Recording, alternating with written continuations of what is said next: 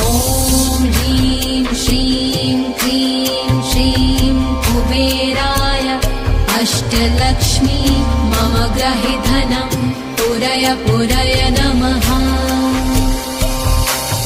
ॐ ह्रीं श्रीं क्रीं श्रीं कुबेराय अष्टलक्ष्मी मम गृहे धनं पुरय पुरय नमः। ॐ ह्रीं श्रीं क्रीं श्रीं कुबेराय अष्टलक्ष्मी मम गृहे धनं पुरय पुरय नमः।